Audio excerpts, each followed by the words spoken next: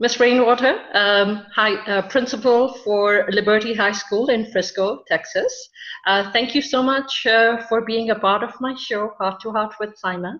How has this impacted your journey?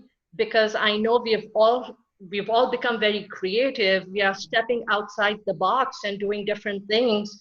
How has this impacted you? How did you react to the crisis?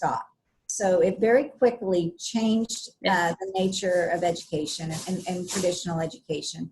I think it's, for those of us that are teachers, it's hard because like everybody else, it's the kids around us. It brings the energy and it helps us know that what we're doing is what they need. I think for a lot of us, it helped us realize that we have to really be very cognizant of kids' social emotional needs, that it's harder to know if kids are doing okay if they're not in front of you. And that we have to be more, more innovative in how we use technology to reach our kids. And that we also have to really narrow down on, is this really what we're doing? Is it having the desired effect we want it to have? Is it getting kids together? So looking at lessons and saying, how then can kids get together on an electronic platform and through technology and collaborate? Because teenagers, especially kids, they have to have that social interaction. So how can we get that together? How can we make sure that their counselors are checking in on them and they feel connected?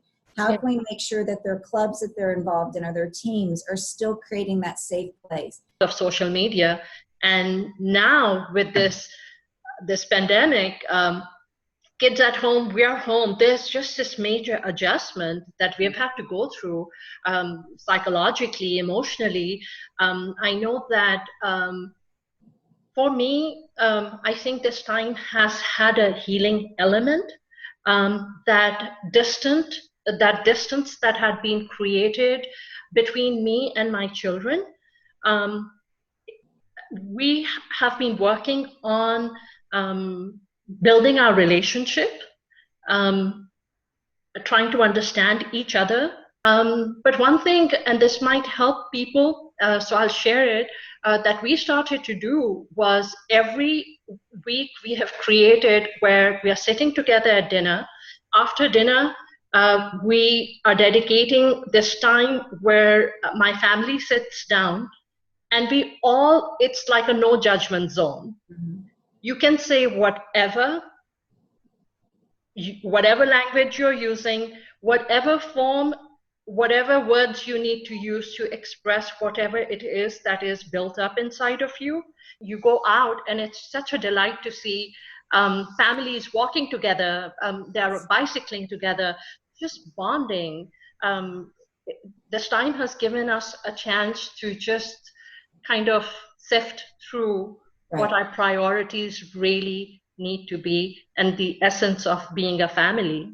The biggest advice for us as adults is just follow our children. They're handling it really well. I mean, they're not stressing about the stuff that we're stressing about. They got on with online learning and they did the best they could. They reached out for their teachers when they needed help. They took everything in stride. So I think that the best thing I can tell students is just be patient. This won't last forever. I think for parents, what you talked about is great. Is just learning to listen to your kid. Kids in high school, it's almost like, even when your kids are little, you talk about how they're so much better behaved out than at home. Kids are actually in high school are very intuitive. They're very thoughtful. They think a lot about the world around them. And so tap into that, talk to them about what they think, listen to their ideas. Sometimes, they have a lot to give. So I say, just, remember that they're becoming young adults. In a matter of time, all the kids at this school are going to be old enough to vote. Talk to them, let them talk to you about their concerns, their feelings, their thoughts, let them kind of lead the way. And for us to model what it is to be positive and to look at something in the best positive light. I was reading this article which was talking about a lot of parents a lot of children are thinking about, especially graduates, they're thinking about taking some time off before before starting college, taking like a year off. Mm-hmm. What are your thoughts on that? We have some kids love a gap year. They love a year to work and get a job. They love a year to go and explore and travel. So we've always had kids that have participated in gap years. And for some of them, it's given them maturity they need. For some of them, it's given them a more worldwide view.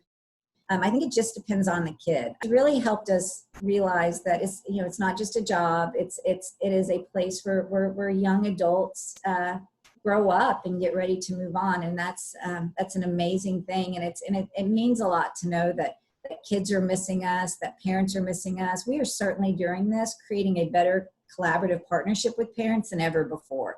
Kids might need, there might be mental health issues. They might need counseling. They might need someone to talk to. They might have it a bit more difficult than some of us do. Do you have any service or any words for them, any some place that they can tap into where they can find help for themselves? Absolutely. Our counseling department reaches out to kids constantly on their counseling corner. They have a lot of resources. We also have student support coordinators or counselors on campus that work with our kids.